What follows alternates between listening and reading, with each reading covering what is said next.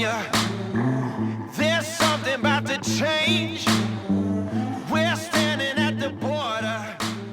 What is up, everybody, and welcome back to the channel. My name is Josh. This is Overlanding Now, and today I have my daughter Remington and wife Courtney. We are out in Tucson visiting family, so I thought this would be a perfect time for us to do the complete walk-around video of our 2021 Jeep Gladiator. We've had it on several trips so far, and there's a lot of stuff that's gone into building this vehicle, and I've gotten a lot of requests for people asking questions of when I'm going to do this video. So today, I'm going to do this video. Okay, so starting out up front, what we have is the factory steel bumper. The only thing that we did to this bumper was remove the end caps to make it more of a stubby bumper. In my opinion, this bumper is the best looking bumper, and it's a factory Jeep part. So we kept that bumper, and we're not going to switch. I went with a different bumper on my wife's JL, and it's already rusted, and we've had it about 6 months. So this winch that we went with was the Smittybilt XRC winch. We have not changed the fair lead. We haven't done a whole lot to it. We just put this on prior to us leaving for this trip, and we also run this on my wife's JL, so it's been reliable thus far. I felt no reason to spend more on a worn winch. I will also put links to products in the description if you guys want to go check them out. Not all of them will be affiliate links. If you purchase through an affiliate link, we appreciate it. If not, as long as you get what you want for your rig, I don't really care. But the Smittybilt XRC winch is what we went with up front. We kept the factory bumper, and that's really all we've done on the front end of the Gladiator. Okay, so what we have up front are the 17-inch Abrams Black Rhino wheels. We are running mud terrain 37s from Milestar, and we have some AMP all-terrains on my wife's JL. These things are just as quiet. They're a lot more of an aggressive look, a lot thicker sidewall protection. I absolutely love these tires. I did not expect to love them because you hear so many horror stories about the hum and just really bad gas mileage, but I guess I didn't build this vehicle for gas mileage in the first place. Inside our shocks, we have the Falcon 3.3 adjustable piggyback shocks. So far, I absolutely love them. I always run them on the softest setting. I think this Gladiator rides 20 times better than my wife's JL. Now, it doesn't have any type of aftermarket suspension on it. It's all stock, so I'm sure that plays a big part. But the Falcon shocks for us have been absolutely great. We love them, and I would recommend them to anybody who's looking to upgrade their shocks. As far as the lift goes, we went with a Metal Cloak 3.5-inch game changer all the way around. Now, the Metal Cloak lift is not necessarily the best lift for overland builds. They're more for rock crawling and things like that. I went with it because it is such a solid lift, and I'm happy with it. The only thing I had to change is when we put new springs in the rear, we had a lot of suspension sag because obviously I carry a lot of gear when we travel, and you'll see all that here in a minute. But we did put a little over an inch spring spacer underneath the rear springs to give us a little bit of correction in that suspension sag. So if that is something that you're looking to do, or this is a lift you're looking to get, and you do carry a lot of gear with you, just be prepared to put in some type of spring spacer to kind of correct that sag that you get. Now, another repeat piece of gear that we went with on the Gladiator as well as on the JL, I think a bug just went in my mouth, is the Rigid Industries lights. We put these lights on my wife's JL. They've worked fantastic, and quite honestly, I very rarely use them unless you're really deep into the woods in the middle of the night. You really don't have much use for them. On our way here, we were actually traveling through Colorado, and there were animals everywhere in the middle of the night, and I had these on, and it helped out tremendously. Obviously, we didn't hit anything on the way here. Things were jumping across the road like crazy. So that's what we run up front for our lighting. Like I said, I don't use them very often. I know a lot of people are really big about their lights. I don't have any amber lights either, just because I don't see the need for them, but this is what we run on the Gladiator as well as the JL, and so far they've worked great. All right, so everything back here is kind of important. These are a little bit in the way. Now, these traction boards are not Max Trax. They're actually a much cheaper version from Amazon, and they work really well. I've had them for almost 3 years. I've drilled holes in them to mount them to my wife's JL. I've used them several times, and there have been no issues with them. and I think they were like 60 bucks. So I'll put that link in there if you're interested. But behind there is the Rhino-Rack Pioneer platform system. And I also went with the backbone system inside the Jeep, just so it can hold extra weight. We did the same thing in my wife's JL. This one we installed ourselves. It wasn't too terribly difficult, but it is kind of a precision install. So if you're gonna take that on yourself, I would recommend that you just pay attention and go slow. Back here, we did go with the SmartCap, the RSI SmartCap. And quite honestly, that's probably one of my favorite pieces of gear or equipment that we have on the truck. Once we get back there, I'll show you what I mean, because inside we have a whole bed system, but the cap itself holds up really well. The only thing I will say about the cap is that the locks on the cap they just seem to be cheap. You pay a lot for this cap. I would like to see a lock that's very similar to what's on the Ikamper, because the Ikamper locks are very sturdy. They're just, you can tell when you have a good locking mechanism, and these ones are not a good locking mechanism. But so far, for the past, I think I've had it on there 6 months, no issues whatsoever. The gas struts haven't given me any problem. The seals have been perfect. There's no dust or anything, water that gets into the bed. So far so good with that, and everything. I'm extremely happy with the RSI SmartCap.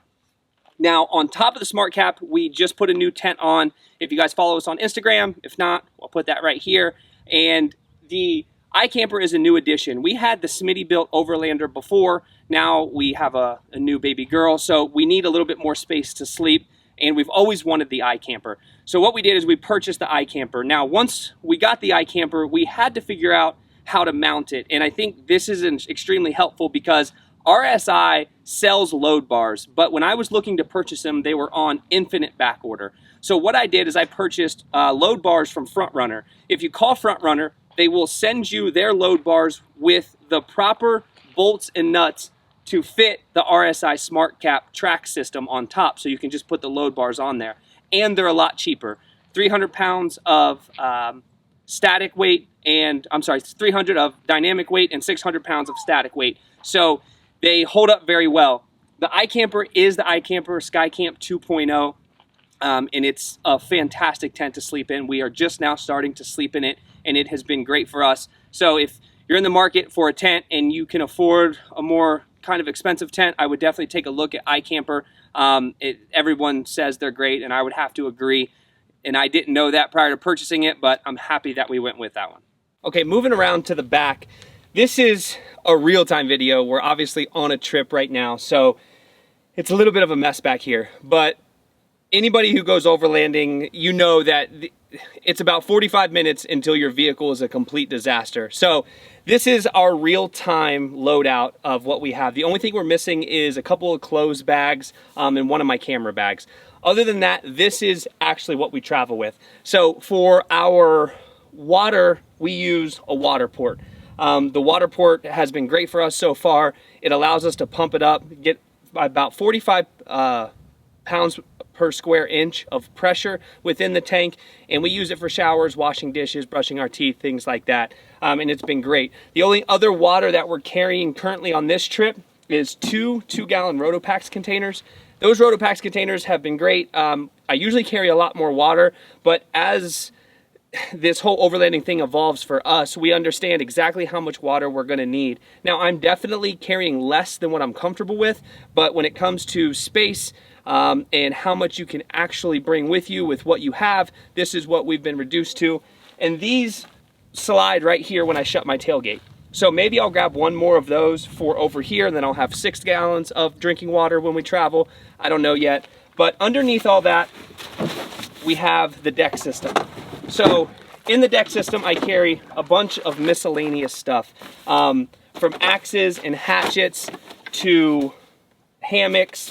Our small camp chairs are in here, my drill, tools, coffee, just because might as well keep it close. And then all kinds of other miscellaneous stuff. Things that were in boxes before made it into the deck system. And then I try to organize this deck system by things that I'm going to need the most. And everything that I relatively never use is all the way up front, like my tools. I don't need my tools unless something breaks, so I keep all my tools and all that as far forward as I possibly can. That way I don't have to worry about moving them to get to something else. Over on this side, we have a 95 liter, I believe, Roam case. Now this carries all of our kitchen utensils, everything we have in our camp kitchen, our stove, all of that goes in this box. It makes it super easy because I can access the box from outside of the SmartCap, undo the latches, open it up, grab what I need, and shut it. Now behind that we have a Sterilite container, and that Sterilite container is our food box. That's what we carry for food. Anything that can't fit in there, we can't bring. So we try to keep our food as small as we possibly can, just the essentials. And then I also have the refrigerator, which I'll show you in a second, up in the cab area. So one thing I forgot to mention in the back is my Rocky Mounts Backstage 2 swing away hitch for my mountain bike.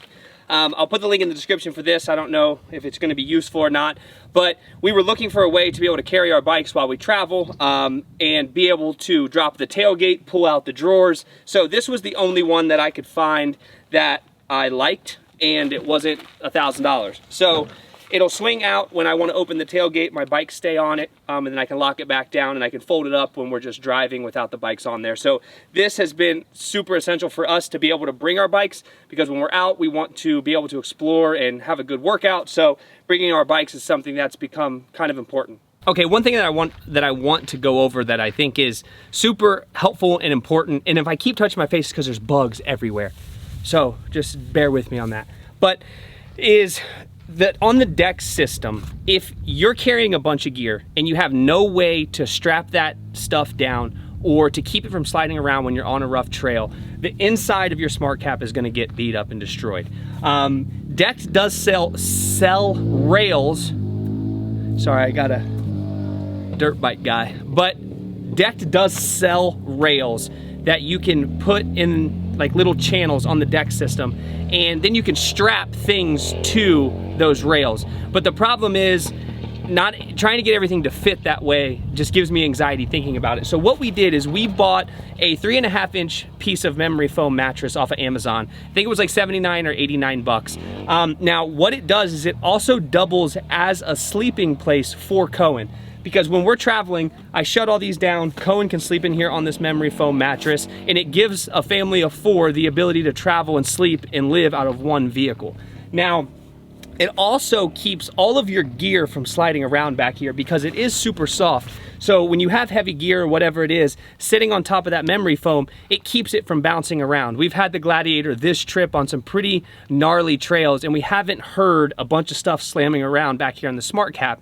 And the last thing I want to do is break an expensive piece of equipment just because I was being careless. So this is an awesome way to add an additional sleeping space and to give yourself peace of mind with all of your gear back here rolling around.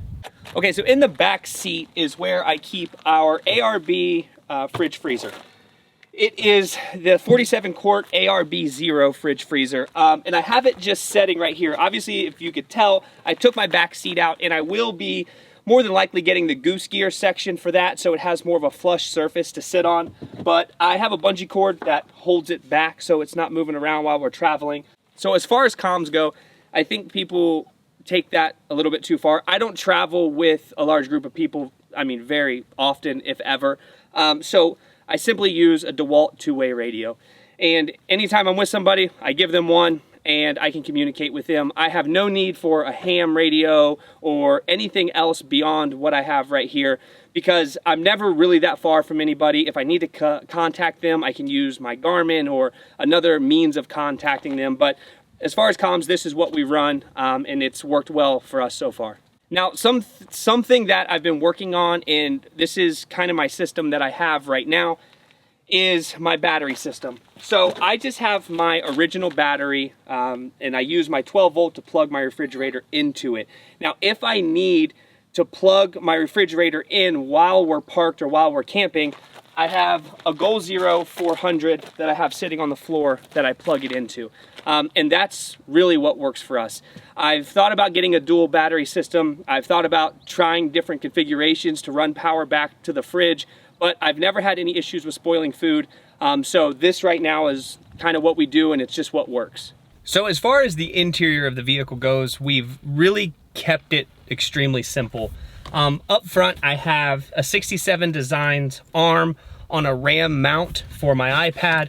I have 67 design mount and arms for both of our iPhones. We have a RAM mount for our Garmin that also attaches to our Vector Off-Road e-dock. And then I also have another attachment for our Osmo Action GoPro action camera that we use to get hood shots while we're driving. Other than that, there is nothing. I have not put any headliners on the Gladiator. We put them on my wife's JL. They seem to deafen the sound a bit, maybe added a little bit of insulation, but I don't see a need to do that at the moment.